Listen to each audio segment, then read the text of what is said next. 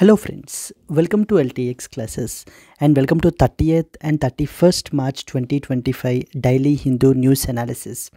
So ఈవేళ మనము 30th and 31st March Hindu news పేపర్లో పబ్లిష్ అయిన ఇంపార్టెంట్ ఆర్టికల్స్ని డిస్కస్ చేద్దామండి. Let us start the discussion. So the first and foremost article మనకు తీసుకుంటే కనుక Naidu launches P4 initiative to eradicate the poverty by the year 2029. So ఒక్కొక్కసారి state government schemes కూడా మనకి exam పర్స్పెక్టివ్లో important అవుతూ ఉంటాయండి. సో దీని గురించి మనం డిస్కస్ చేస్తాం. సో బిఫోర్ దట్ ఫ్రెండ్స్, మనకి చాలా ఎడిషన్స్ ఉంటాయి. వాటిల్లో మనం ఏంటంటే Delhi edition of the Hindu newspaper నుంచి ఆర్టికల్స్ని తీసుకుంటున్నాము. సో ఆ ఎడిషన్లో పబ్లిష్ అవుతున్నటువంటి ఆర్టికల్స్ ఇవి కొన్ని ఆర్టికల్స్ అనేవి మనకి వేరే ఎడిషన్లో ఉండకపోవచ్చు. మనము ఢిల్లీ ఎడిషన్ నుంచి పిక్ చేస్తున్నాం ఆర్టికల్స్ అన్నిటిని. So to be in sync with this particular video and as well as the PDF, so please try to follow the Delhi edition. Okay, so coming to the next important one, key accused involved in sending the man to United States of America via Dunki route held recently. So national investigation agency వాళ్ళు మనకి రీసెంట్గా మనకి ఏంటి అని అంటే కనుక ఈ యొక్క ఇల్లీగల్ మైగ్రేషన్ గురించి ఇంపార్టెంట్ ఆస్పెక్ట్స్ మనం డిస్కస్ చేస్తాం. And IJS is an idea whose time has come అంటూ మనకి ఎడిటోరియల్ అయితే పబ్లిష్ అయింది ఇండియన్ జ్యుడిషియల్ సర్వీస్ గురించి. Next one is make a nuclear deal or there will be bombing, Trump threatens the ఇరాన్కి సంబంధించినటువంటి nuclear deal గురించి అయితే కనుక ఇక్కడ మాట్లాడుతున్నారు. Vance slams Denmark, promises security and as well as prosperity to that of the Greenland. So గ్రీన్లాండ్ని United States of America take over చేసుకోవాలి అని అనుకుంటోంది. దానికి తగ్గట్టుగా మల్టిపుల్ అటెంప్ట్స్ అయితే కనుక చేస్తుందండి. So we will discuss the important things here. India Europe Resilience Forum eyes to boost the strategic tech collaboration. India and as well as Europe వాళ్ళు మనకి ఏంటి అని అంటే కనుక ఇండియా యూరోప్ రెసిలియన్స్ ఫారం అనేటువంటి దాన్ని అయితే కనుక తీసుకుని వచ్చారు. సో దాని గురించి ఇక్కడ మనం మాట్లాడుకుంటాం. Supreme Court issued the notice to central government on petition challenging the usage of GEM అంటే government market-place to outsource the jobs. The next one, India's coal reliance rises to 79% in financial year 24 despite the center's renewable push. So these are the articles which we will cover in the today's Hindu news analysis. And let us start with the discussion. First and foremost article manaki Naidu launches P4 initiative to eradicate poverty by the year 2029. So exam పర్స్పెక్టివ్లో ఒక్కొక్కసారి state government schemes కూడా మనకి ఇస్తూ ఉంటారండి ప్రిలిమ్స్లో. And అలాగనే మెయిన్స్లో మనం ఏంటంటే examples coat చేసేటప్పుడు లైక్ ఫర్ ఎగ్జాంపుల్ ఏదైనా ఒక విమెన్ ఎంపవర్మెంట్ గురించి స్కీమ్ కానివ్వండి, లేకపోతే చైల్డ్ డెవలప్మెంట్, అలా అంటే అన్ని స్టేట్స్కి ప్రాబ్లం అయ్యి ఏదైనా ఒక స్టేటు యూనిక్ ఇనిషియేటివ్ని ఇంప్లిమెంట్ చేస్తూ ఉంటే కనుక దాన్ని మనం ఏంటంటే మిగతా స్టేట్స్ కూడా ఒక రోల్ మోడల్గా తీసుకుని ఫాలో అవ్వాలి అనే విధంగా మనం రాయడం కూడా మనం అయితే కనుక ఎగ్జాంపుల్స్గా మనం కోట్ చేసుకోవచ్చు మెయిన్స్ ఆన్సర్స్లో. ఇక్కడ చూడండి, సో ద ఇండియా మనకి ఏంటి అని అంటే కనుక సమ్ బిగ్ ప్రాబ్లమ్స్ మనకైతే కనుక ఉన్నాయి సొసైటీలో. ఫర్ ఎగ్జాంపుల్ మనం తీసుకుంటే కనుక poverty is one of the important problem, right. Second one వచ్చేసి మనకి ఏంటి, unemployment is the second important problem. Poverty ఒక ప్రాబ్లం, అన్ఎంప్లాయ్మెంట్ ఒక ప్రాబ్లం. దెన్ నెక్స్ట్ వన్ వచ్చేసి ఏంటి అని అంటే కనుక it was health sector. So proper public health care అనేటువంటిది చాలా ఇంపార్టెంట్. ఎడ్యుకేషన్ అనేటువంటిది important. Empowerment of marginalised sections of our సొసైటీని ఎంపవర్ చేయటం. అంటే లైక్ ఫర్ ఎగ్జాంపుల్ మనం ఏంటి అని అంటే కనుక women, empowerment of women, empowerment of children, empowerment of scheduled castes and scheduled tribes. Then we have మనకి ఏంటి అని అంటే కనుక persons with disabilities and serious diseases తోటి ఎఫెక్ట్ అయినటువంటి people, for example tuberculosis, HIV, prisoners etcetera. So వీళ్ళందరూ కూడా మనకి ఏంటంటే మార్జినలైజ్డ్ కమ్యూనిటీస్ అండి. వీళ్ళని మనం ఏంటి అని అంటే కనుక so we have to take extra initiatives మనం అయితే కనుక తీసుకోవాలి. ఇప్పుడు ఇక్కడ మనకి ఏంటంటే ఆర్టికల్ పబ్లిష్ అయింది. ఇందాక మనం అనుకున్నట్టుగా సీరియస్ ప్రాబ్లమ్స్లో పావర్టీ, సో పేదరికం, ఇది one of the biggest problem మనకి. So and it will have multiple effects on the other thing as well because of due to the poverty. Education మీద ఇంపాక్ట్ ఉంటుంది, nutrition మీద ఇంపాక్ట్ ఉంటుంది, health మీద impact ఉంటుంది, ఇలా ఈ విధమైనటువంటి ఇంపాక్ట్ ఉంటుంది. దీన్ని కౌంటర్ చేయడం గురించి మనకి Andhra Pradesh chief minister N Chandrababu Naidu గారు ఏంటంటే కనుక P4 ఇనిషియేటివ్ అని చెప్పి లాంచ్ చేశారండి. P4 ఇనిషియేటివ్ ఏంటి, ఆబ్జెక్టివ్ ఏంటంటే poverty free state by the year 2029, 2029 నాటికి. So completely Andhra Pradesh should be poverty free state, poverty free state అనగా మనకి ఏంటి అంటే తీసుకుని వచ్చారు. P4 అంటే అర్థం ఏంటంటే పబ్లిక్ ప్రైవేట్ పీపుల్ పార్ట్నర్షిప్ అని అర్థం. సో మామూలుగా మనకి ఏంటంటే పబ్లిక్ ప్రైవేట్ పార్ట్నర్షిప్ PPP గురించి తెలుసు. ఇది మనకి ఏంటంటే public private people partnership. Yes 4 P's ఉంటాయి మనకి. So that is what is P4. అందుకనే P4 ఇనిషియేటివ్ని మనకి తీసుకుని రావడం జరిగింది. ఈ యొక్క స్కీమ్లో మనకి ఏంటంటే స్టేట్లో ఉండేటువంటి like 10% of the population, wealthiest 10% population, బాటంలో ఉండేటువంటి 20% మధ్యన ఉన్నటువంటి ఆ ఎకనామిక్ గ్యాప్ని, ఆ ఇన్ఈక్వాలిటీని బ్రిడ్జ్ చేయాలి అనేటువంటిది టార్గెట్ ఇక్కడ.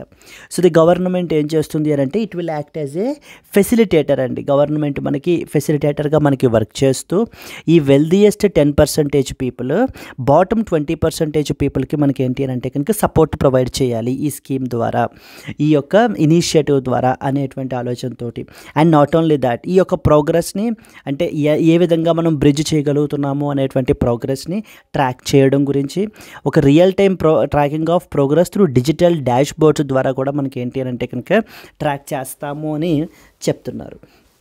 So here we are expected to know about మనకి ఏంటంటే ఆంధ్రప్రదేశ్ రీసెంట్గా తీసుకొచ్చినటువంటి P4 initiative is one such example అని మనం ఏంటి అని అంటే కనుక కోట్ చేసుకోవచ్చు. Clear? Let us read some important points associated with this.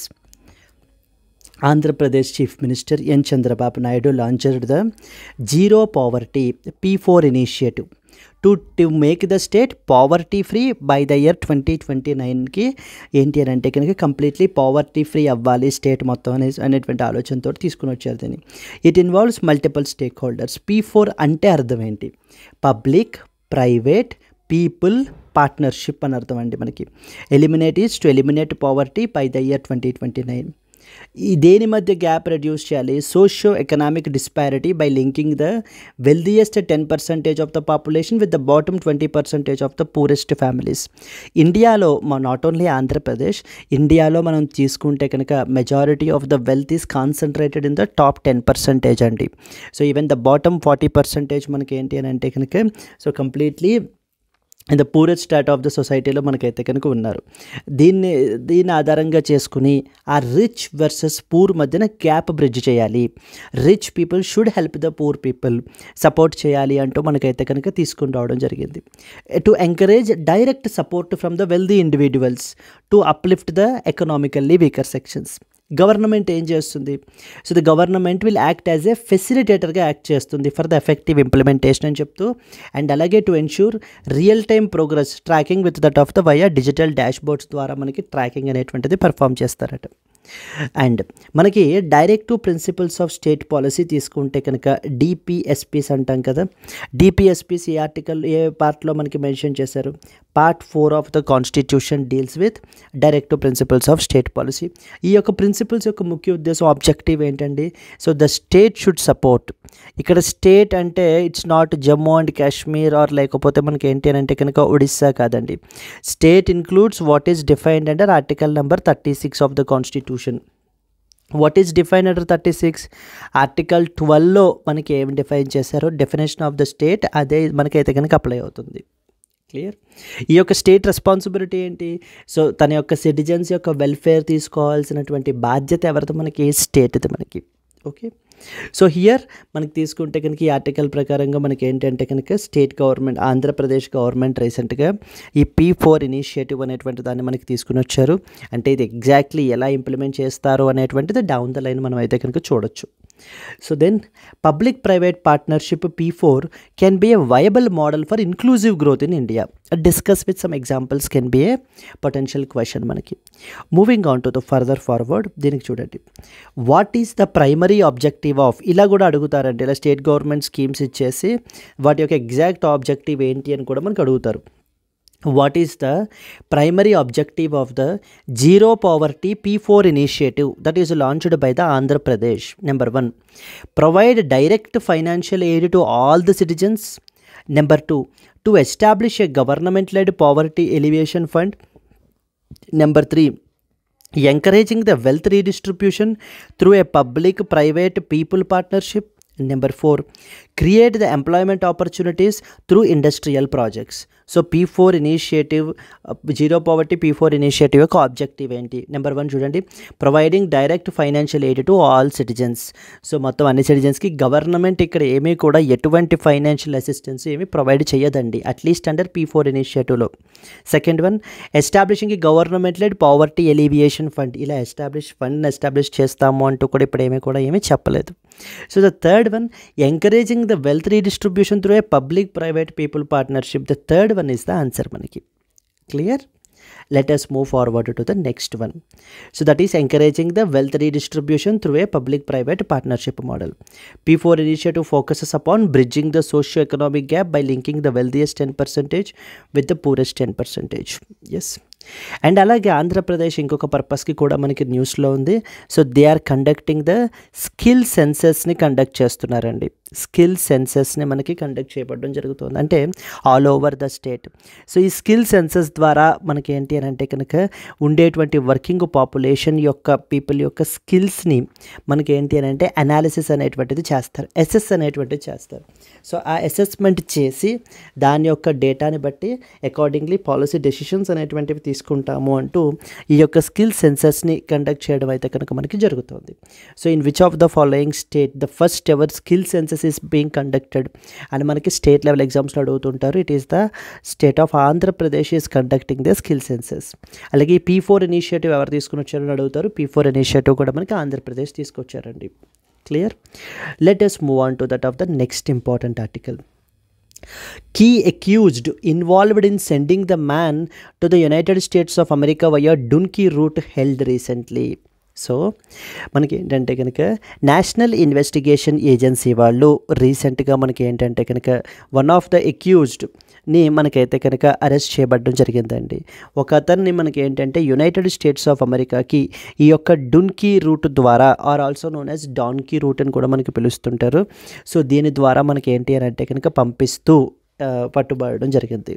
So ఇక్కడ ఏంటంటే చాలామందికి యునైటెడ్ స్టేట్స్ ఆఫ్ అమెరికా అయితే వెళ్ళాలి, అక్కడ సెటిల్ అవ్వాలి అంటూ డ్రీమ్స్ చాలామందికి ఉంటాయి. బట్ కానీ అందరికీ యాక్సెప్టెన్స్ ఉండదు, అందరి అప్లికేషన్స్ అప్రూవ్ అవ్వవు. అలాంటప్పుడు కొంతమంది ఏం చేస్తారు అని అంటే కనుక ఇల్లీగల్ రూట్ తీసుకోవడానికి ప్రయత్నిస్తారు. ఈ ఇల్లీగల్ రూట్లో పర్టికులర్లీ ఇది మనకి ఎక్కడ జరుగుతుంటుందంటే north Indian states, mainly Punjab అండి. పంజాబ్ నుంచి ఎక్కువ మంది మనకి ఏంటి అని అంటే కనుక ఈ యొక్క అమెరికన్ డ్రీమ్ అయితే కనుక ఉంటుంది వాళ్ళకి, అక్కడికి వెళ్ళాలి, అక్కడ సెటిల్ అవ్వాలి అనేటువంటి డ్రీమ్స్ ఉంటాయి. ఆ డ్రీమ్స్ ఫుల్ఫిల్ చేసుకోవడానికి ఒక్కొక్కసారి ఏం చేస్తుంటారంటే కొంతమంది ఇలా వేరే రూట్స్ని ఇది చేయడానికి ప్రయత్నిస్తారు. అలా వేరే రూట్స్లో కొంతమంది మిడిల్ మెన్ ఏం చేస్తారంటే ఏజెంట్స్, నథింగ్ బట్ వీళ్ళు they charge around 20 to 40 lakh rupees charge చేస్తారు. సో ఛార్జ్ చేసి ఏం చెప్తారంటే వీళ్ళకి మేము మిమ్మల్ని యునైటెడ్ స్టేట్స్ ఆఫ్ అమెరికా అయితే పంపిస్తాము, బట్ వేరే రూట్స్ ద్వారా అనమాట. సో ఆ రూట్నే మనం ఏమంటే డున్కీ రూట్ అని చెప్పేసి పిలుస్తారు. ఆ రూట్ ద్వారా మీకు ఏంటి అని అంటే కనుక మిమ్మల్ని పంపించడం జరుగుతుంది అని. కానీ ఇది వెరీ హార్ష్ రూట్ అనమాట. ఇది ఈ హార్ష్ రూట్లో చాలామంది ఏంటంటే ప్రాణాలు కోల్పోతున్న వాళ్ళు కొంతమంది ఉన్నారు. మరికొంతమంది ఏంటంటే ఈ మిడిల్ మెన్ చేతుల్లో ఎక్స్ప్లాయిట్ అయిపోతున్నటువంటి వాళ్ళు అయితే కనుక మరికొంతమంది ఉన్నారు. వెరీ డేంజరస్ రూట్స్ ద్వారా వీళ్ళు ఏంటి అని అంటే కనుక అమెరికా వెళ్ళడానికి ప్రయత్నిస్తారు. బట్ అమెరికా ట్రంప్ వచ్చిన తర్వాత ఈ యొక్క ఇల్లీగల్ మైగ్రేషన్ ఇంకా స్ట్రిక్ట్ కంట్రోల్ చేయడానికి మనకి ఏంటంటే కనుక మల్టిపుల్ ఇనిషియేటివ్స్ మనకి తీసుకోవడం జరుగుతుంది. ఎస్, సో ఈ విధంగా మనకి హ్యూమన్ ట్రాఫికింగ్ అనేటువంటిది మనకి జరుగుతుందండి. సో ద ఇంపార్టెంట్ పాయింట్స్ మనకి ఏం తెలియాలి ఇక్కడ అనేటువంటిది మనం చూద్దాం. సో ఎవరు అరెస్ట్ చేశారు అని అంటే నేషనల్ ఇన్వెస్టిగేషన్ ఏజెన్సీ వాళ్ళు, NIA వాళ్ళు. So they are concerned about human trafficking అండి. ఇలా ఎవరినైనా కూడా మనకి ఏంటి అని అంటే కనుక ఇది చేసి పంపిస్తూ ఉంటే కనుక ఇల్లీగల్గా అలాంటి వాళ్ళని మనకైతే కనుక చూసుకునేటువంటి agency. arrested a key accused for illegally sending a man to United States of America via the Dunki route ద్వారా మనకి పంపించడం అనేటువంటి. So as I said previously majority of the people మనకి వెళ్ళేటువంటి వాళ్ళు పంజాబ్ నుంచి, నెక్స్ట్ వచ్చేసి నార్త్ ఇండియన్ స్టేట్స్ నుంచి వెళ్తూ ఉంటారు. ఇక్కడ కూడా the victim is hailing from Punjab was deported back to India leading to that of the investigation. So మళ్ళీ వెనక్కి పంపించేస్తున్నారనమాట అందరినీ కూడా. మళ్ళీ మొన్న మీరు చూసుంటే కనుక ఒక 2 ఎయిర్ క్రాఫ్ట్స్లో అయితే తీసుకుని వచ్చేసి మనకి అమృత్సర్లోనే ఇక్కడ కూడా దింపేయడం అయితే కనుక జరిగింది కదండి. And there are various things as well, the way how they were being treated అనేటువంటిది కూడా మనకి ఏంటంటే కనుక సో చాలా కన్సర్న్స్ రైజ్ చేసింది. So the term is believed to originate from the donkey, nothing but dunki అంటాం కదా, donkey. And it refers to illegal immigration routes which are used to enter the countries like USA without proper documentation. So proper documentation లేని వాళ్ళు, ఇలా permission అది కూడా వెళ్ళడానికి approval అది రాని వాళ్ళు ఏం చేస్తూ ఉంటారంటే ఈ విధంగా ఇల్లీగల్ రూట్స్లో వెళ్ళడానికి ప్రయత్నిస్తూ ఉంటారు. దీన్ని క్యాష్ చేసుకుని మనకి ఏజెంట్స్ మధ్యలో మేము మిమ్మల్ని పంపించేస్తాం, వాళ్ళు అసలు ఆథరైజ్డే కాదు, అంటే they are not authorised to send the people like this. So but still వీళ్ళు ఏంటంటే పీపుల్ దగ్గర నుంచి ల్యాక్స్ ఆఫ్ మనీని ఛార్జ్ చేసి సో వీళ్ళని ఎక్స్ప్లాయిట్ చేయడం అయితే కనుక జరుగుతుంది. సో ఇదే రాసాం. These routes often involve very high risks and are often controlled by the human trafficking syndicates. ఇక్కడ మనకి ఏంటంటే కనుక ఈ యొక్క కేసు ఎగ్జాంపుల్ మనం అయితే కనుక మెన్షన్ చేయబడడం జరిగింది. However not required for us to remember అండి, బట్ స్టిల్ మీకు ఏంటంటే ఆ హార్ష్ రియాలిటీ ఎంతలా ఉంది అనేటువంటిది అయితే కనుక అర్థం కావడానికి. ఇప్పుడు మనకి యునైటెడ్ స్టేట్స్ ఆఫ్ అమెరికా ఎలా పంపిస్తారు అని అంటే కనుక ముందు స్పెయిన్ పంపించి అక్కడి నుంచి ఎల్ సాల్వడోర్, నెక్స్ట్ వచ్చేసి గౌతమాలా, నెక్స్ట్ వచ్చేసి మెక్సికో నుంచి మనకి ఏంటంటే యునైటెడ్ స్టేట్స్ ఆఫ్ అమెరికా పంపించబడడం జరుగుతుంది. దీనికి ఇక్కడ ఎగ్జాంపుల్లో మనకి ఈ కేసులో మనకి ఏంటంటే ఈ యొక్క విక్టిమ్ అరౌండ్ 45 lakhs పే చేశారటండి ఈ ఏజెంట్కి మనకి. Then he was filed a complaint leading to the arrest of the Goldie by that of the NIA. మళ్ళీ డిపోర్ట్ బ్యాక్ అయితే యూఎస్ఏ అయితే సో చేసేయడం జరిగింది. Punjab police initially registered the case but NIA took over due to the transactional nature of the human trafficking. ఇక్కడ మనకి ఏంటంటే కనుక so they don't have any licence, they don't have any legal permit or registration to send the people abroad. So ఇతర దేశాలకి పంపించేటువంటి ఇది వేరే ఎవ్వరికి కూడా చాలామంది ఏజెంట్స్కి ఎటువంటి లైసెన్స్ కానీ పర్మిట్ కానీ ఏమీ లేకుండా సో జస్ట్ వీళ్ళ యొక్క డ్రీమ్స్ని ఎక్స్ప్లాయిట్ చేయడానికి అయితే కనుక మనకి సో చేస్తున్నారు. క్లియర్? అలా ఎవరైనా సరే చెప్పినా కూడా ఇలా పంపిస్తాం అలా పంపిస్తాం 20 lakhs ఛార్జ్ అవుతుంది 30 lakhs ఛార్జ్ అవుతుంది అని అన్నా కూడా నమ్మకండి. So because Trump is very serious on this aspect. So illegal మైగ్రేషన్ని అస్సలు అలౌ చేయట్లేదు. So in fact completely it's not accepted అనమాట. ఓకే, మూవింగ్ ఫర్దర్ మనకి ఏంటంటే కనుక హియర్ మనకు తెలియాల్సిన ఏజెన్సీ ఏంటి? National investigation agency. National investigation agency అనేది స్టాట్యూటరీ బాడీ అండి మనకి. So that is national investigation agency act 2008 ద్వారా మనకి ఏంటంటే ఎస్టాబ్లిష్ అయినటువంటి బాడీ. 26/11 ముంబై అటాక్స్ జరిగిన తరువాత మనకైతే కనుక ఈ బాడీని ఎస్టాబ్లిష్ చేశారు. అండ్ ఇది మినిస్ట్రీ ఆఫ్ హోమ్ అఫైర్స్ అండర్లోకి మనకి వస్తుందండి. ఏ మినిస్ట్రీ అండర్లోకి వస్తుంది, ఎప్పుడు ఎస్టాబ్లిష్ చేశారు, లైక్ ఇది కాన్స్టిట్యూషనల్ బాడీ, ఇలాంటి క్వశ్చన్స్ అడుగుతూ ఉంటారు. నేషనల్ ఇన్వెస్టిగేషన్ ఏజెన్సీ అనేది మనకి NIA national investigation agency act 2008 ద్వారా మనకి ఎస్టాబ్లిష్ అయ్యింది. ఇది మనకి ఏంటంటే ఈ బాడీ చాలా ఇంపార్టెంట్, అంటే దీని యొక్క స్కోప్ చాలా ఎక్కువ అండి. అండ్ ఫర్దర్ మన 2019లో దీని యొక్క స్కోప్ని ఇంకా ఎక్స్పాండ్ కూడా మనకి అయితే కనుక చేశారు. సో వీళ్ళు ఏంటి అని అంటే కనుక terrorism related cases, human trafficking, cyber terrorism and other serious crimes, explosive substances, ఇవన్నీ వీటికి సంబంధించినటువంటి క్రైమ్స్ని ఇన్వెస్టిగేట్ చేసేటువంటి పవర్ అయితే వీళ్ళకి ఉంటుంది. నాట్ ఓన్లీ దట్, వీళ్ళకి ఏంటంటే even they have the authority to investigate cases outside the India subject to international treaties. So subject to the international ట్రీటీస్కి కాంప్లైంట్గా ఉంటూ అవి ఫాలో అవుతూ అవుట్ సైడ్ ద కంట్రీ కూడా మనకి ఏంటంటే కేసెస్ని ఇది చేయగలదు. అండ్ స్టేట్ పోలీస్ నుంచి సెంట్రల్ గవర్నమెంట్ అప్రూవల్ తోటి కేసెస్ని టేక్ ఓవర్ చేసుకుని వీళ్ళు కూడా ఇన్వెస్టిగేట్ చేస్తారు. మరి వీళ్ళు ఇన్వెస్టిగేట్ చేసిన తర్వాత అవి అక్యూజ్డ్ ఎవరైతే ఉంటారో మనకి ఏంటంటే వాళ్ళని మరి ప్రాసిక్యూట్ చేయాలి కదా, అంటే అందుకని పట్టుబడిన వాళ్ళు ఉంటారు కదా, మరి వాళ్ళకి శిక్ష వేయించాలి కదా. అది మనకి ఏంటంటే ప్రాసిక్యూట్ చేయడం గురించి దేర్ ఈజ్ స్పెషల్గా ఎన్ఐఏ కోర్ట్స్ ఉంటాయండి, national investigation agency special courts ఉంటాయి. ఆ కోర్ట్స్లో ఏంటి అని అంటే కనుక వీళ్ళని ఇది చేయబడడం జరుగుతుంది. They are tried in NIA special courts which are designated by the central and as well as the state governments. Now so NIA act, consider the following statements about NIA act అని చెప్పేసి ఇస్తారు. NIA act ఎప్పుడు amend చేయలేదు అంటూ మనకి statements ఇవ్వడం జరుగుతూ ఉంటుంది.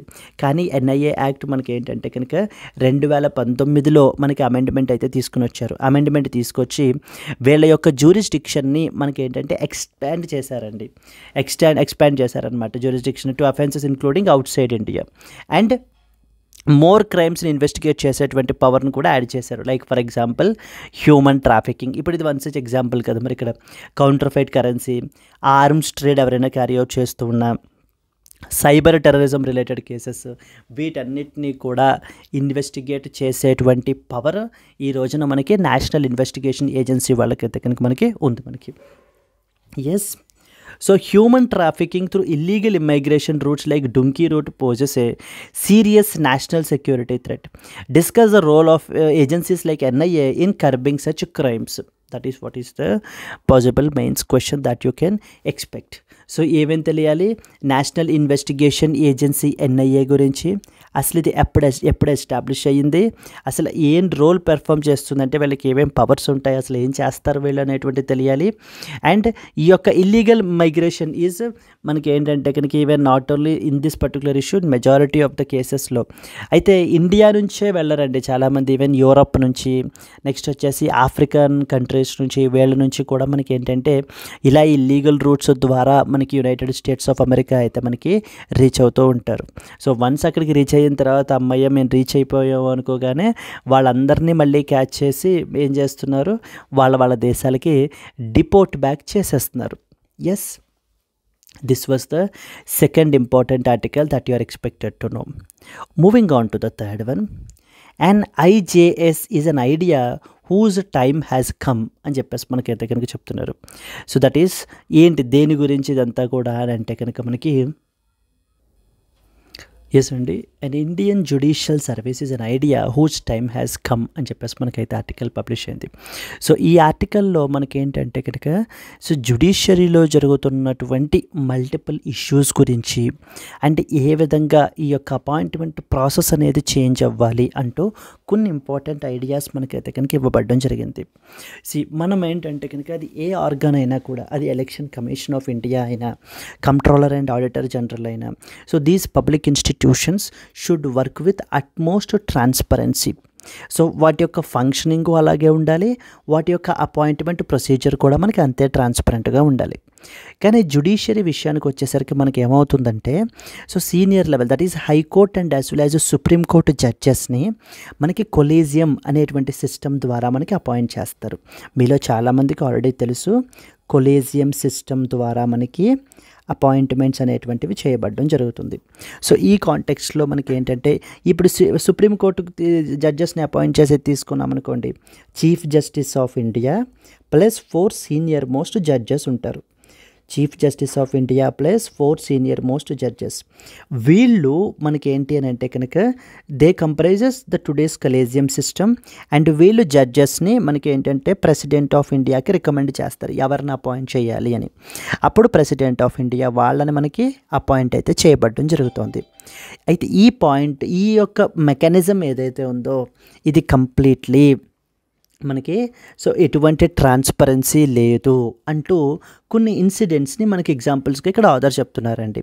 ఫర్ ఎగ్జాంపుల్ లేటెస్ట్ ఇన్సిడెంట్ మనకి తీసుకుంటే కనుక Delhi high court. So Delhi high court మనకి జడ్జి గురించి తీసుకుంటే కనుక రీసెంట్గా దేర్ వాజ్ సమ్ మనకి ఏంటంటే అక్కడ సడన్గా ఫైర్ అయితే కనుక రావడం జరిగింది. ఈ యొక్క ఢిల్లీ హైకోర్టు అఫీషియల్ రెసిడెన్స్ దగ్గర స్టోర్ రూమ్లో మనకి as a result fire team అది కూడా మనకి అయితే కనుక ఇక్కడికి వచ్చారు.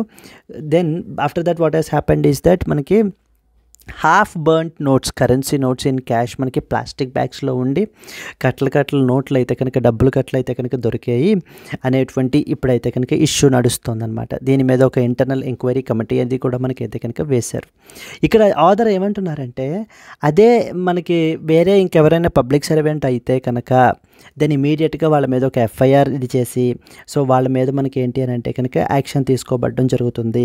బట్ కానీ జ్యుడిషియరీల విషయంలో మాత్రం అలా ఉండదు అంటూ మనకి క్రిటిసైజ్ చేస్తున్నారు. అండ్ సెకండ్ ఇంపార్టెంట్ ఇన్సిడెంట్ వచ్చేసి ఏంటంటే కనుక లోక్పాల్ గురించి తీసుకుంటే కనుక, లోక్పాల్ రీసెంట్గా హైకోర్టు జడ్జెస్ కూడా, ఫస్ట్ మీకు లోక్పాల్ అంటే తెలుసు కదా, ఏదైనా ఈ కరప్షన్ రిలేటెడ్ కేసెస్ని ఇవి కూడా మనకి ఇన్వెస్టిగేట్ చేసేటువంటి బాడీ, యాంటీ కరప్షన్ బాడీ మనకి లోక్పాల్. సెంట్రల్ లెవెల్లో అయితే, స్టేట్ లెవెల్లో అయితే లోకయుక్త అంటారు. ఈ యొక్క one of the high court judges కూడా మనకి ఏంటంటే కనుక ఈ యొక్క లోక్పాల్ పర్వ్యూలోకే వస్తారు. They are also part of public servant అంటే వీళ్ళు కూడా జనరల్లీ, ఇప్పుడు ఒక విషయం చెప్తాను చూడండి. ఇప్పుడు లోక్పాల్ విషయానికి వస్తే, లోక్పాల్ పర్వ్యూలో ఎవరెవరు వస్తారు? లోక్పాల్ పర్వ్యూలో central government employees, group A, group B, C, D officers అందరూ వస్తారు. దెన్ నెక్స్ట్ వచ్చేసి మనకి మెంబర్స్ ఆఫ్ ద పార్లమెంట్ వస్తారు, యూనియన్ మినిస్టర్స్ వస్తారు. వీళ్ళందరూ లోక్పాల్లో పర్వ్యూలోకి వస్తారు. అంటే వీళ్ళల్లో ఎవరైనా కూడా ఏవైనా కరప్షన్ రిలేటెడ్ ఇవి చేసినట్లయితే కనుక దెన్ ఇమీడియట్గా వాళ్ళ మీద ఇన్వెస్టిగేషన్ అది క్యారీ అవుట్ చేసి యాక్షన్ తీసుకునేటువంటి బాడీ ఈ యొక్క లోక్పాల్ మనకి సెంట్రల్ లెవెల్లో ఉంటుంది.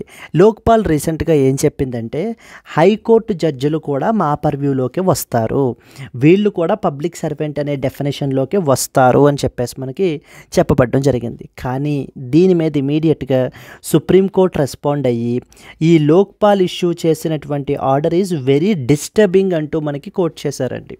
ఇది ఇండిపెండెన్స్ ఆఫ్ ద జ్యుడిషియరీని దెబ్బతీస్తుంది.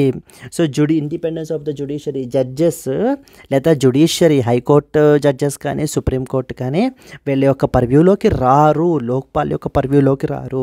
ఒకవేళ వీళ్ళ పర్వ్యూలోకి వస్తే ఇండిపెండెన్స్ ఆఫ్ ద జ్యుడిషియరీ అనేది దెబ్బతింటుంది అని రీసెంట్గా మనకి చెప్పడం జరిగింది. అంటే ఒక పక్కన హైకోర్టు జడ్జి దగ్గర మనకి ఏంటి అని అంటే కనుక ఇలా కరెన్సీ నోట్స్ అవి దొరకడం, లేకపోతే రెండవది వచ్చేసి ఏంటంటే కనుక ఈ విధంగా లోక్పాల్ చెప్పినటువంటి ఆర్డర్కి సుప్రీంకోర్టు ఈ విధంగా రెస్పాండ్ అవ్వడం. అండ్ ద థర్డ్ ఇంపార్టెంట్ మనకి ఏంటంటే కనుక మనకి అలహాబాద్ హైకోర్టు నుంచి జస్టిస్ రామ్ మనోహర్ నారాయణ మిశ్రా మనకి ఏంటి అని అంటే కనుక రీసెంట్గా ఇంపార్టెంట్ ఆర్డర్ మనకి ఇచ్చారండి. Like grabbing the private parts of a minor girl and breaking the strings of her pyjama. మనకి ఏంటి అని అంటే కనుక ఇది they are not enough to charge accused with the offence of rape or attempt to rape అని చెప్పేసి మనకి చెప్పబడడం జరిగింది. So how insensitive it is అనేటువంటిది కూడా మనకి various corners of the society నుంచి మనకైతే కనుక ఇదవుతుంది. This was the third important. ఇక్కడ ఆథర్ ఏమంటున్నారంటే 3 ఇన్సిడెంట్స్ని కోట్ చేస్తూ వీళ్ళందరిలోనూ ఒకటి కామన్ పాయింట్ ఏంటంటే వీళ్ళందరూ కొలీజియం సిస్టమ్ ద్వారా అపాయింట్ చేయబడ్డారు. సో ఇక్కడ ఈ జడ్జెస్ అందరూ కూడా కొలీజియం సిస్టమ్ ద్వారా సెలెక్ట్ అయ్యి వచ్చినటువంటి జడ్జెసే. చాలా సంవత్సరాల నుంచి ఈ కొలీజియం సిస్టమ్ మీదన క్రిటిసిజం అనేటువంటిది చాలా ఎక్కువగా ఉంది. ఎందుకని? ఈ కొలీజియం సిస్టంలో ఒక ప్రాపర్ ప్రొసీజర్ లేదు, ఒక ప్రాపర్ ఎలిజిబిలిటీ క్రైటీరియా అంటూ లేదు. ఏ పారామీటర్స్ మీద జడ్జెస్ని సెలెక్ట్ చేస్తున్నారు, రికమెండ్ చేస్తున్నారు, లేదా ఏ పారామీటర్స్ మీద జడ్జెస్ని రిజెక్ట్ చేస్తున్నారు అనేటువంటి వాటి మీద క్లారిటీ లేదు, ట్రాన్స్పరెన్సీ లేదు అంటూ మనకి చెప్తూ ఆథర్ ఇక్కడ మనకి ఒక సొల్యూషన్ ఇస్తూ అండ్ అలాగనే మనకి దానికి సంబంధించిన అడ్వాంటేజెస్ని మనకి మెన్షన్ చేస్తున్నారండి. సో సొల్యూషన్ ఏంటి అని అంటే కనుక హ్యావ్ ఎన్ ఇండియన్ జ్యుడిషియల్ సర్వీస్ని ఒకటైతే కనుక మనం అయితే కనుక పెట్టాలి. ఆల్రెడీ దీని గురించి ఎన్నో సంవత్సరాల నుంచి డిస్కషన్ అయితే కూడా నడుస్తుంది, కానీ ఎటువంటి కాంక్రీట్ స్టెప్స్ కూడా మనకి ఇది అవ్వలేదు. So we have to create an Indian judicial service similar to civil services ఏ విధంగా అయితే మనకి Indian administrative service, Indian foreign service, Indian police service, Indian revenue service ఏ విధంగా ఉంటుందో అదే విధంగా మనకి ఏంటంటే ఇండియన్ జ్యుడిషియల్ సర్వీస్ కూడా మనకు ఉండాలి. ఆ ఇండియన్ జ్యుడిషియల్ సర్వీస్ ద్వారా సో జ్యుడిషియరీలో ఉండేటువంటి సీనియర్ లెవెల్ పొజిషన్స్ అంటే హైకోర్టు జడ్జిలుగాను సుప్రీంకోర్టు జడ్జిలుగాను మనకి ఏంటి అని అంటే కనుక అపాయింట్ చేయడం గురించి అయితే కనుక ఉండాలి అని ఒక ఇండియన్ జ్యుడిషియల్ సర్వీస్ని సజెస్ట్ చేస్తున్నారు. సెకండ్ ఇంపార్టెంట్ థింగ్ ఏంటి అని అంటే దీనికి సంబంధించి ఇది మెరిట్ ఓరియంటెడ్గా ఒక ఎగ్జామినేషన్ అది కండక్ట్ చేసి ప్రాపర్ ఇదిగా ఈ రిక్రూట్మెంట్ అంతా కూడా ఎవరు హ్యాండిల్ చేయాలి, యూపీఎస్సీ హ్యాండిల్ చేయాలి. ఇప్పుడు యూపీఎస్సీ ఏ విధంగా సివిల్ సర్వీసెస్ ఎగ్జామ్ని మనకి కండక్ట్ చేస్తుందో అదేవిధంగా సుప్రీంకోర్టు యూపీఎస్సీకి డైరెక్షన్స్ అవి ఇచ్చి అంటే ఏ క్రైటీరియా మీద మీరు సెలెక్ట్ చేయాలి, ఎగ్జామిన్ చేయాలి అనేటువంటివన్నీ కూడా సో చెప్పండి అంటూ మనకి చెప్పబడడం జరుగుతుంది. ఇలా ఓపెన్ ఇది మనకి ఏంటి అంటే ట్రాన్స్పరెంట్ సెలెక్షన్ ప్రాసెస్ అనేటువంటిది చాలా better when compared with the collegium systems closed door meetings అని చెప్పేసి మనకి ఆథర్ చెప్తున్నారండి. సో ఫైనల్గా టేక్ హోమ్ పాయింట్ ఏంటి, సింపుల్గా బాబు ఉన్న జడ్జిల పరిస్థితి ఏంటి అంటే చూస్తున్నటువంటి ఇన్సిడెంట్స్ని బట్టి అర్థమవుతున్నటువంటి ఒపీనియన్ ఏంటి, ఫామ్ అవుతున్నటువంటి ఒపీనియన్ ఏంటంటే జ్యుడిషియరీ షుడ్ ఆల్సో బీ జ్యుడిషియరీలో కూడా మనం ట్రాన్స్పరెన్సీ పెంచాలి. We have to make the judges also accountable అనేటువంటిది ఇక్కడ కాన్సెప్ట్. దెన్ అంటూ 3-4 ఎగ్జాంపుల్స్ చెప్పారు. సో అలానే government national judicial appointments commission తీసుకుని వచ్చింది. బట్ స్టిల్ మనకి ఏంటంటే సుప్రీంకోర్టు దీన్ని అన్కాన్స్టిట్యూషనల్ అని చెప్పి స్ట్రైక్ ఆఫ్ చేసేసింది. సో పాసిబుల్ సొల్యూషన్ ఏంటి, Indian administrative service, Indian IPS, Indian police service ఏ విధంగా ఉన్నాయో మనకి ఏంటంటే కనుక అదేవిధంగా ఇండియన్ జ్యుడిషియల్ సర్వీస్ని తీసుకురండి, యూపీఎస్సీ చేత ఎగ్జామిన్ చేయించండి, అది సెలెక్షన్ ప్రాసెస్ అది కూడా పెట్టండి, మెథడ్ ఆఫ్ సెలెక్షన్ ఏ విధంగా ఉండాలి అనేటువంటిది. దెన్ ఫైనల్లీ సెలెక్షన్ ప్రాసెస్ అనేది ట్రాన్స్పరెంట్గా ఉండటం వల్ల ఖచ్చితంగా ఇలాంటి ఇన్సిడెంట్స్ అనేటువంటివి తగ్గుతాయి అంటూ ఆథర్ ఇక్కడ మనకి మాట్లాడడం జరుగుతుంది. Let us read the important points. The author discussed that there is an urgent need for something called as Indian Judicial Service to ensure a transparent, merit-based selection of judges. This article criticizes the existing collegium system, highlighting the recent judicial controversies and dominance of the judicial dynasties. So ఇక్కడ author ఇంకొక point ఏమంటున్నారంటే only కొంతమంది families మాత్రమే జ్యుడిషియరీని top notch పొజిషన్స్ని control చేస్తున్నారు అంటూ మనకి ఏంటంటే చెప్పబడడం జరుగుతుంది. రీసెంట్ ఇన్సిడెంట్స్ ఏమేంటండి, for example half burned currency notes అనేటువంటి ఢిల్లీ హైకోర్టు జడ్జి రెసిడెన్స్లో దొరకడం. నెక్స్ట్ వచ్చేసి లోక్పాల్ విషయంలో Lokpal action against high court judge supreme court is taking the objection. A controversial High Court judgment that downplayed a sexual assault case later overturned by that of the Supreme Court. ఈ incidents అన్నీ చూస్తూ ఉంటే మనకి collegium system మీద రాను నమ్మకం అనేటువంటిది కోల్పోతున్నాం. So very opaque process. Judges are selected by a closed group, thereby it may lead to nepotism. Selection is influenced by a few families, thereby diversity అనేటువంటి తగ్గిపోతుంది. విమెన్, మార్జినలైజ్డ్ గ్రూప్స్ వీళ్ళెవ్వరూ కూడా they are being underrepresented in the మనకి ఏంటి అంటే జ్యుడిషియరీలో అంటూ మనకి criticise చేస్తున్నారండి. సో ఏం చేయాలి, ఒక ఇండియన్ జ్యుడిషియల్ సర్వీస్ని క్రియేట్ చేయండి similar to UPSC selection process of civil services. Then next వచ్చేసి ensure oversight and as well as training. ఒకసారి సెలెక్ట్ చేసినటువంటి పీపుల్కి మనం వేరియస్ సబ్జెక్ట్స్ ఆఫ్ లా మీద ప్రాపర్ ట్రైనింగ్ అది ప్రొవైడ్ చేయడం ద్వారా మనం ఇంకా యాక్యురేట్గా జడ్జిమెంట్స్ని మనం ఏంటి అంటే కనుక డెలివర్ చేయడానికి అవకాశం ఉంటుంది. It should be handled by UPSC with supreme court oversight. Transparency in selection will eliminate nepotism and ఫేవరెటిజంని ఎలిమినేట్ చేస్తుంది. ఒక మ్యాండేటరీ ట్రైనింగ్ ప్రోగ్రామ్ ఒకటి పెడితే కనుక before the appointment, so that will also boost up their performance. Then Supreme Court should retain the power to remove the judges lacking the integrity. Public scrutiny should be encouraged in order to restore the public trust in that of the judiciary అంటూ చెప్తున్నారు. So these are the important things that you are expected to know from this particular article అండి. ఖచ్చితంగా అడుగుతారండి దీని similar లైన్స్లో ఒక question అయితే కనుక ట్రాన్స్పరెన్సీ మీద, అకౌంటబిలిటీ మీద, మళ్ళీ ఎన్జేఎస్సీ రావాలా లేకపోతే ఇండియన్ జ్యుడిషియల్ సర్వీస్ ఏమైనా ఒక ఆప్షనా, దెన్ నెక్స్ట్ వచ్చేసి ఇలా రకరకాలుగా మనకైతే కనుక ఇచ్చే అవకాశాలు మనకు ఉన్నాయి. Let us move on to that of the next article. Make a nuclear deal or there will be bombing. Trump threatens the Iran. Yes, ఇరాన్ని మనకి ఏంటి అంటే కనుక ట్రంప్ థ్రెటన్ చేయడం భయపెట్టడం జరుగుతుంది. దేని గురించి, ఇప్పుడు yes, what is all about అండి మనకి ఏంటి అని అంటే కనుక ఇరాన్కి సంబంధించి అనమాట. So there was one such country which is Iran. Iran ఏం చేస్తుంది మనకి అని అంటే కనుక న్యూక్లియర్ ప్రోగ్రామ్ని పర్స్యూ చేస్తుంది. Iran which is a middle east country. మనకి ఇరాన్ ఏం చేస్తుందండి, న్యూక్లియర్ ప్రోగ్రామ్ని పర్స్యూ చేస్తుంది. సో మామూలుగా సివిలియన్ పర్పస్కి చేస్తే కనుక పర్వాలేదు, కానీ so for military, for atom బాంబ్స్ని ఇవి తయారు చేయడం గురించి, న్యూక్లియర్ వెపన్స్ని తయారు చేయడం గురించి, న్యూక్లియర్ బాంబ్స్ని తయారు చేయడం గురించి ఇరాన్ ఏంటి అని అంటే కనుక మనకి మల్టిపుల్ అటెంప్ట్స్ అయితే కనుక చేస్తోందండి. బై ఎన్రిచింగ్ ద యురేనియంని ఒక పర్టికులర్ లెవెల్ కంటే, ప్యూరిటీ కంటే దాటి ఇంకా ప్యూరిఫై చేస్తూ ఉంటే కనుక సో జనరల్లీ మనకి ఏమవుతుంది అని అంటే కనుక వాటిల్ని మనము ఈ ఆటమ్ బాంబ్స్ తయారు చేయడానికి వాటికి అయితే కనుక ఉపయోగించవచ్చు. సో ఆ కాంటెక్స్ట్లో మనకి ఇప్పుడు ఏంటంటే యునైటెడ్ స్టేట్స్ ఆఫ్ అమెరికా ఏం చేస్తోంది, ఇరాన్ని అక్యూజ్ చేస్తోంది. ఏమని, ఇరాన్ ఈ విధంగా న్యూక్లియర్ వెపన్స్ని తయారు చేస్తోంది అంటూ మనకి United States of America Iran మీదన శాంక్షన్స్ అనేటువంటివి ఇంపోజ్ చేస్తున్నారు. ఏ విధంగా అంటే ఇరాన్ యొక్క ఆయిల్ ఎవరూ పర్చేస్ చేయకూడదు అని, వాళ్ళ యొక్క ఎక్స్పోర్ట్స్ ఎవరు కూడా ఇది చేయకూడదు అని శాంక్షన్స్ అనేటువంటివి మనకైతే కనుక impose చేయబడడం జరుగుతోందండి.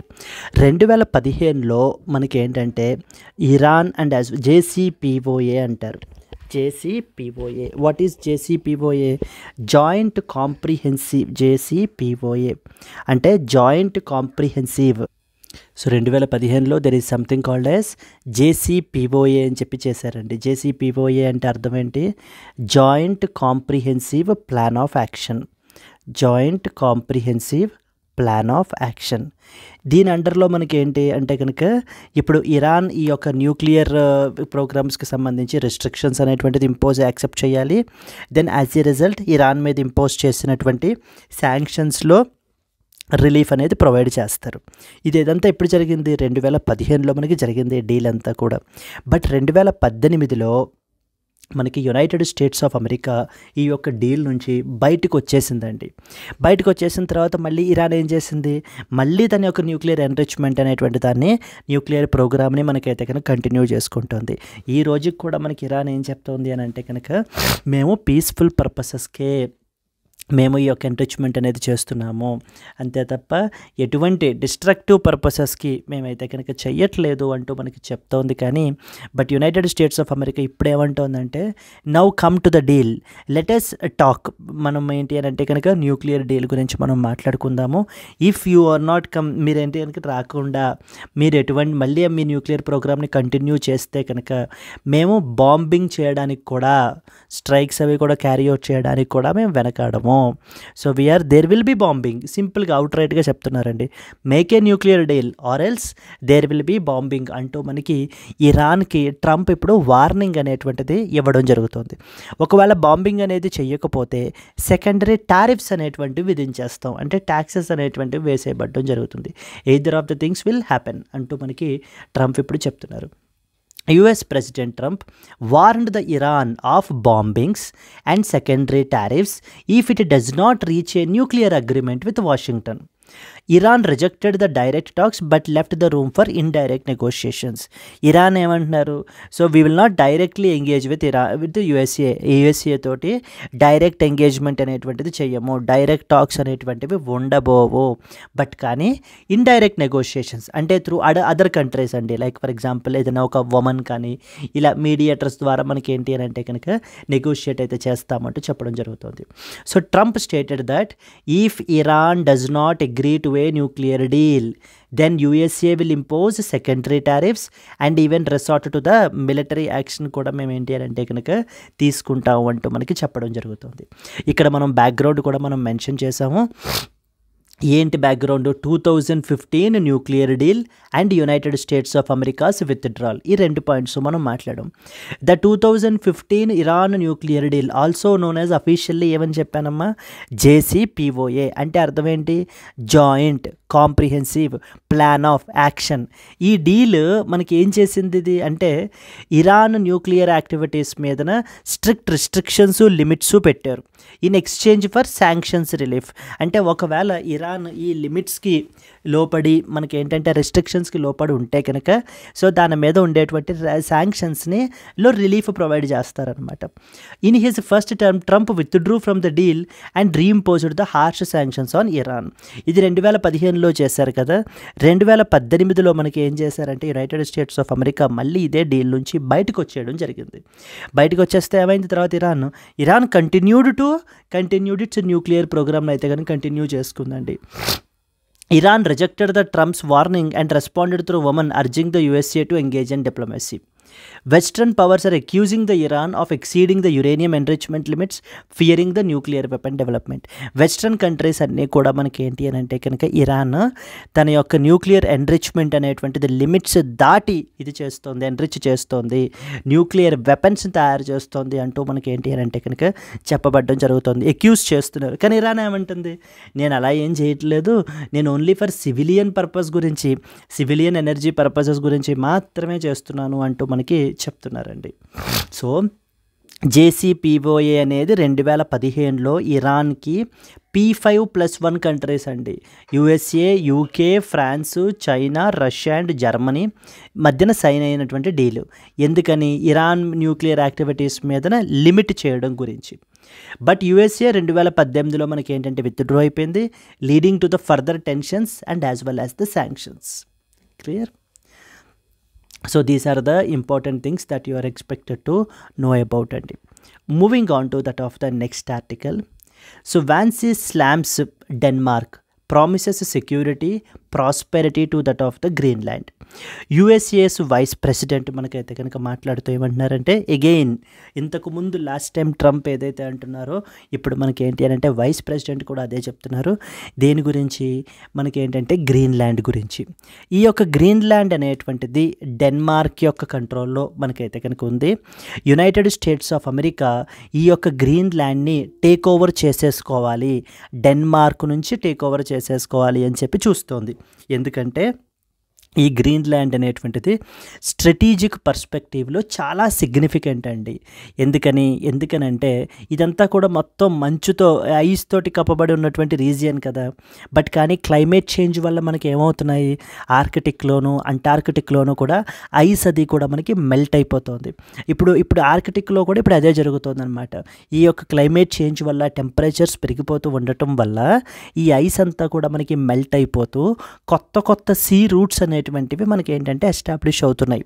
Yes, now that is very very significant. And అలాగే ఇక్కడ oil and as well as gas reserves ఇవన్నీ కూడా చాలా ఎక్కువగా ఉన్నాయన్నమాట. అందుకని యునైటెడ్ స్టేట్స్ ఆఫ్ అమెరికా వాటిల్ని కూడా యాక్సెస్ చేసుకోవాలి అని చెప్పేసి Trump particularly, because Trump is not interested in renewable energy కదా. సో తను ఇప్పుడు ఏంటంటే సోలార్, విండ్ ఇలా రెన్యూవబుల్ ఎనర్జీ మీద ఎటువంటి ఇంట్రెస్ట్ లేదండి ట్రంప్కి. So he even feels that it's all time waste and as well as money waste. Renewable ఎనర్జీలో మనం ఇప్పుడు పెట్టుబడులు పెట్టి ఇప్పుడు ఆ ఇన్వెస్ట్మెంట్స్కి గ్యారంటీ లేకుండా పోయే కన్నా ఆల్రెడీ ఎగ్జిస్టింగ్లో ఫాజిల్ ఫ్యూయల్స్లో చాలా టెక్నాలజీస్ని మనం డెవలప్ చేసాం ఎక్స్ట్రాక్ట్ చేయడానికి వాటికి కూడాను. సో వాటిని ఉపయోగించుకుందాం మళ్ళీ అనేటువంటి ఆలోచనలో మనకైతే కనుక్కున్నారు.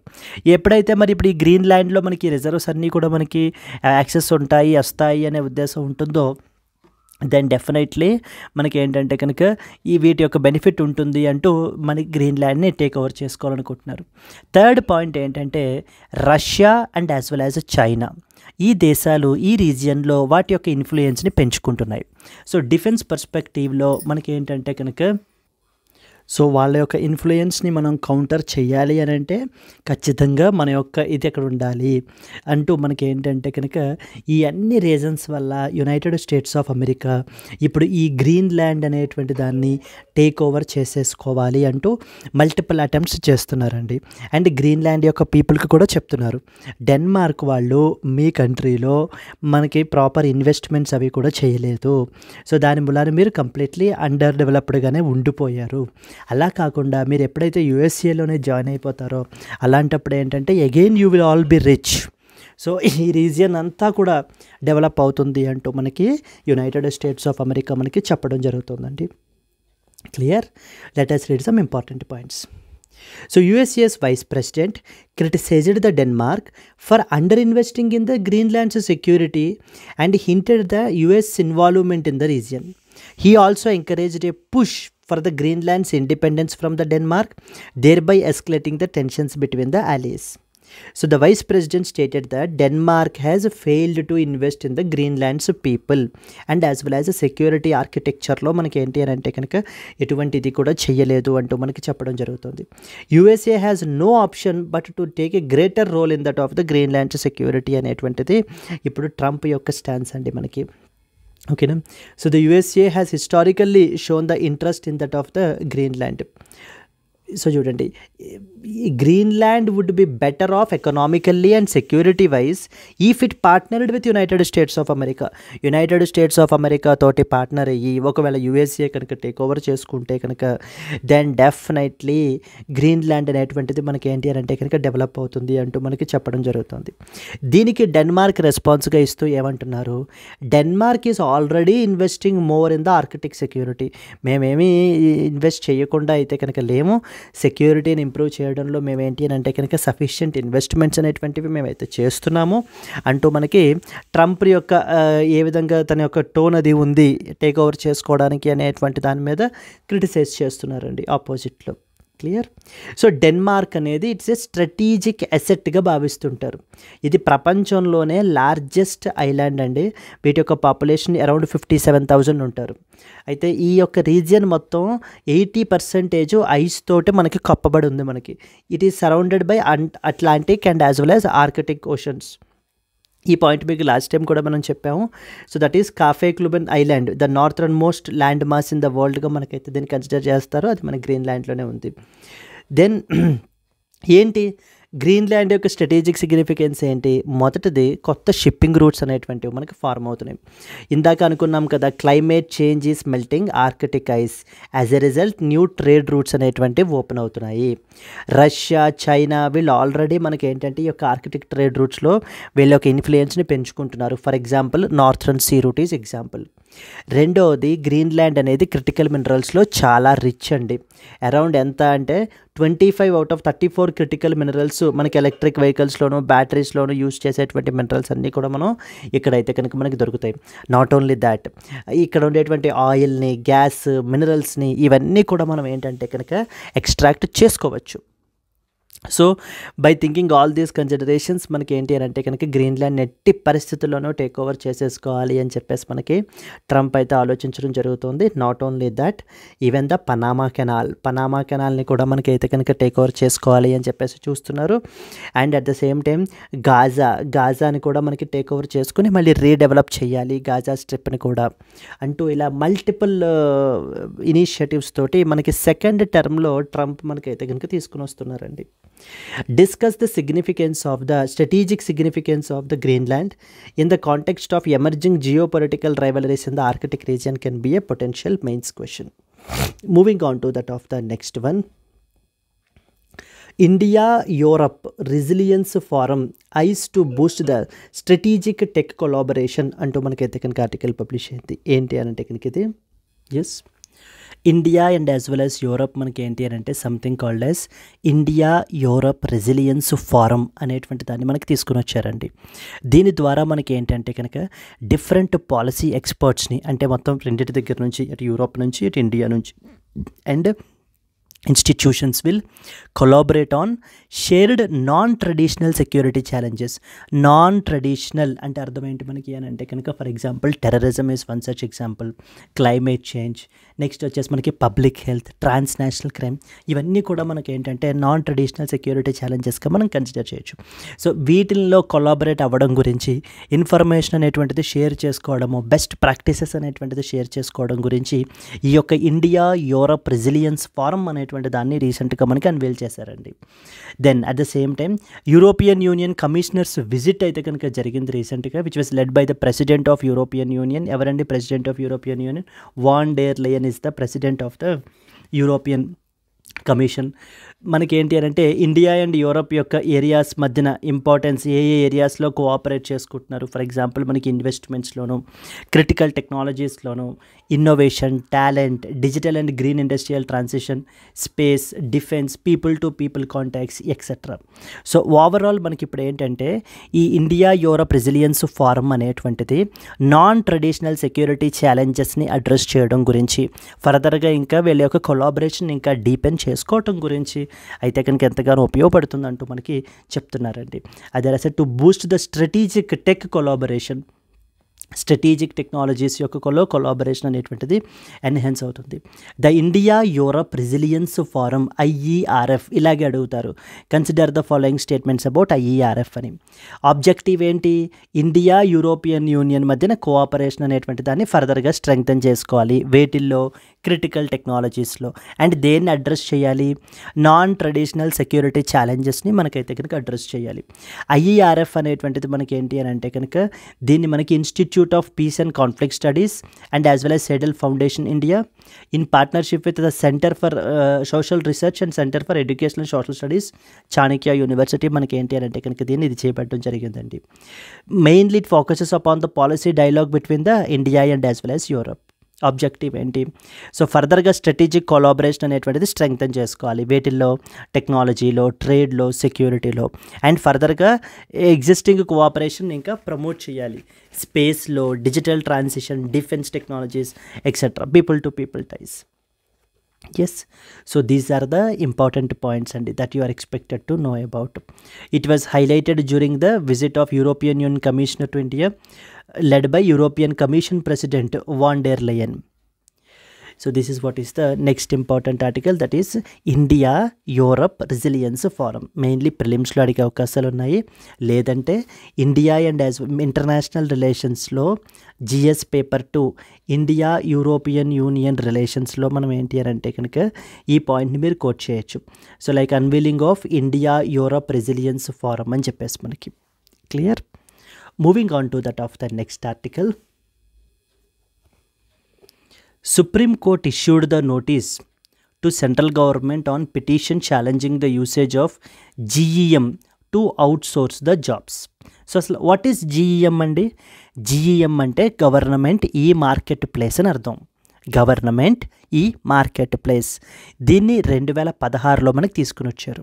ఈ గవర్నమెంట్ ఈ మార్కెట్ ప్లేస్ ఏం చేస్తుంది మనకి అని అంటే కనుక ఇప్పుడు ఏదైనా సరే సెంట్రల్ గవర్నమెంట్కి కానీ లేకపోతే PSUస్కి కానీ వాళ్ళకి కావాల్సినటువంటి సప్లైస్, అంటే for example it can be stationery, it can be furniture, it can be anything, అంటే గవర్నమెంట్ ఆఫీసెస్కి సంబంధించి ఏవైనా కూడా వాళ్ళు ఇప్పుడు మనకి ఏంటంటే దానికి సంబంధించిన హెడ్ వాళ్ళ పర్సనల్ వాళ్ళు ఎవరైనా ఉంటే వాళ్ళకి ఇది చేయడము ఇలాంటివి ఎక్కడా చేయకూడదండి. ఈ GEM అనేటువంటి పోర్టల్ ద్వారానే పర్చేస్ చేయాలి. ఎందుకని? ట్రాన్స్పరెన్సీ అనేటువంటి దాన్ని పెంచడం గురించి. Transparency, accountability. So these are the pillars లాంటివి అనమాట. ఇందులో ఏది లేకపోయినా కూడా మనకి ఏంటంటే ద బిల్డింగ్ ఎలా కొలాప్స్ అయిపోతుందో పిల్లర్ లేకపోతే, in the similar way system అంతా కూడా మనకి అలాగే కొలాప్స్ అయిపోతుంది. అయితే దీనికి సంబంధించి రీసెంట్గా ఏం జరుగుతోంది అని అంటే కనుక పబ్లిక్ సర్వీసెస్కి సంబంధించినటువంటి ఎంప్లాయ్మెంట్ కూడా మనం ఏంటంటే ఈ గవర్నమెంట్ ఈ మార్కెట్ ప్లేస్ ద్వారా ఆక్షన్ చేయొచ్చా, ఒక పిటిషన్ అయితే కనుక వేశారు సుప్రీంకోర్టులో.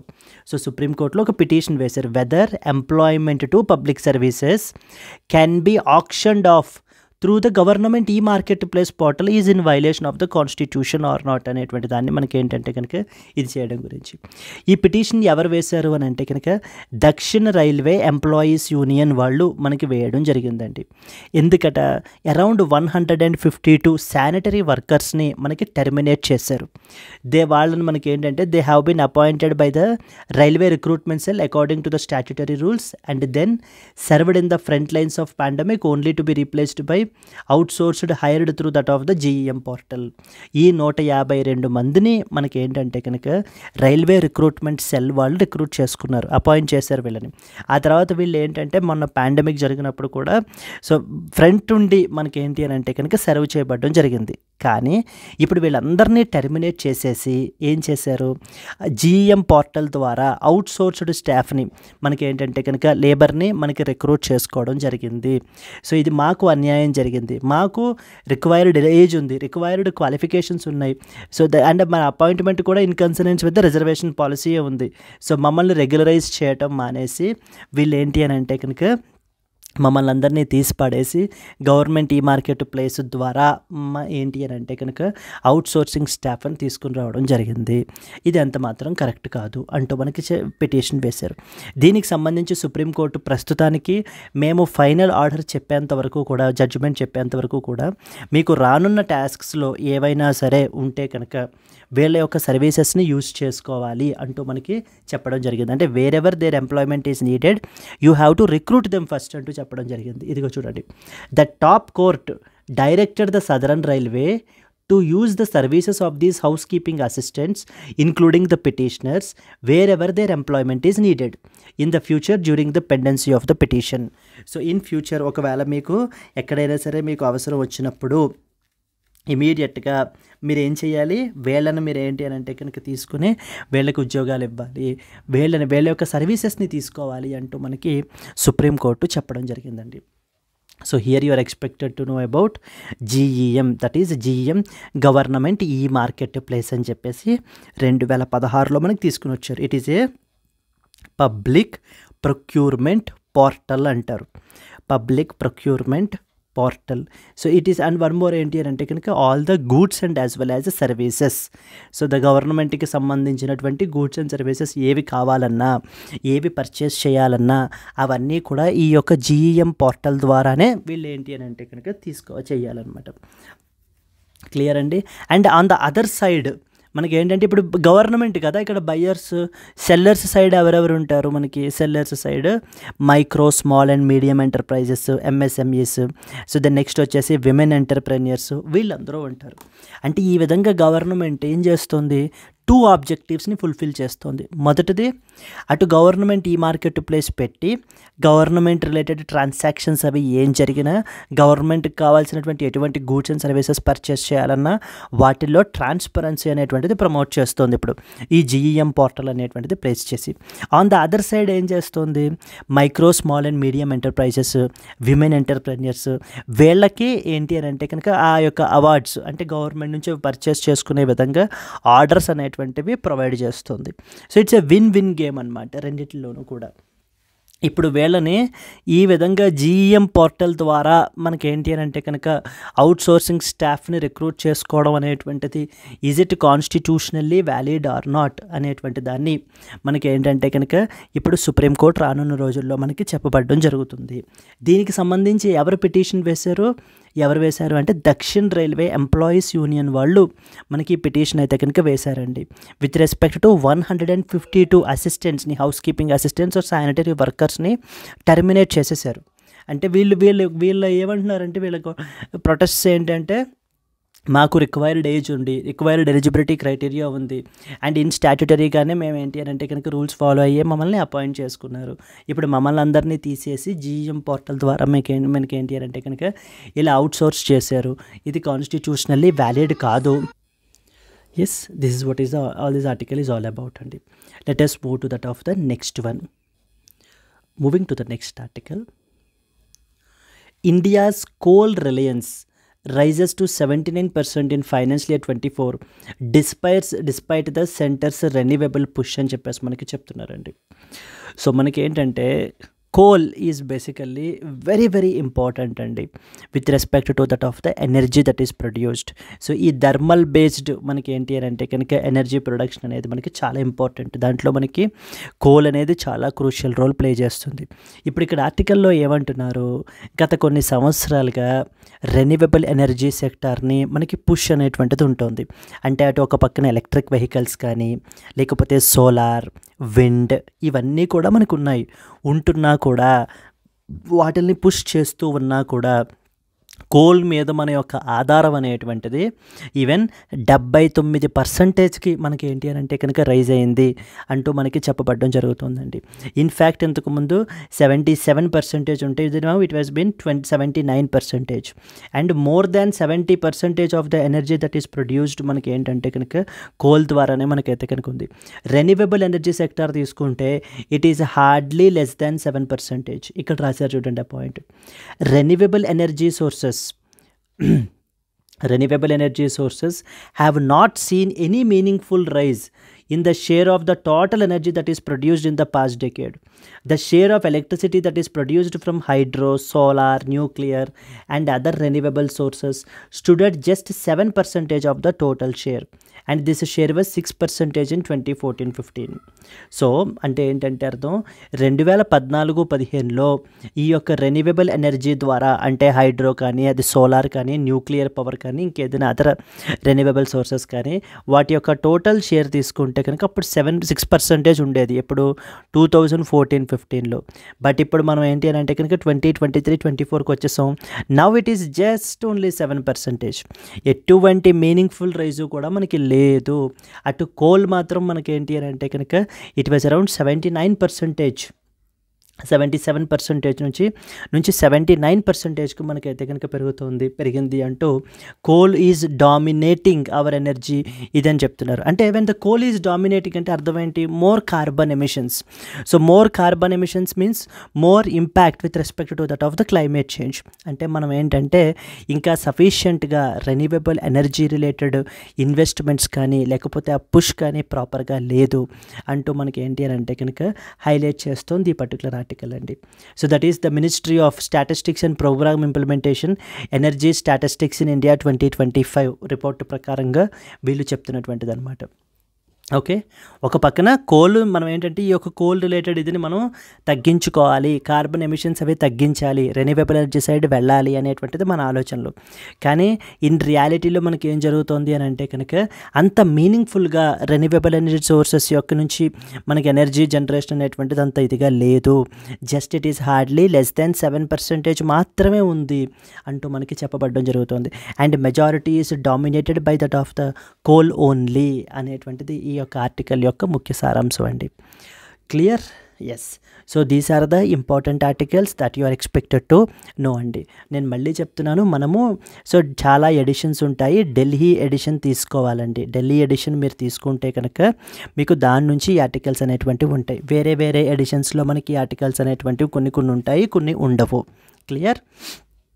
సో ఢిల్లీ ఎడిషన్లో ఇంపార్టెంట్ ఆర్టికల్స్ని మనం అయితే కనుక ఇక్కడ both prelims and as well as mains పర్స్పెక్టివ్లో మనకి డిస్కస్ చేయబడడం అయితే కనుక జరుగుతోంది. Clear? So maybe from the tomorrow I will try to add the page number as well. ఏ పేజ్లో మనకి ఆర్టికల్ పబ్లిష్ అయింది అనేటువంటిది నేను అది కూడా యాడ్ చేస్తాను. సో దట్ ఢిల్లీ ఎడిషన్లో మీరు ఆ పేజ్ నెంబర్ని రిఫర్ చేసుకుంటే కనుక ఆ ఆర్టికల్ని మీరు ఫర్దర్గా మీరు చదవచ్చు. క్లియర్ అండి? Okay.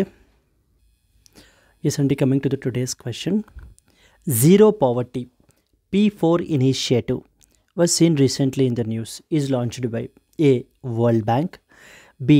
International Labour Organization, C. Sustainable Development Solutions Network, and D. None of the above. If you know the answer, please comment your answer andi. And alage if you have liked the video, please do like it, and let's meet again in the next Hindu news analysis. Until then, happy learning, all the best, bye bye andi.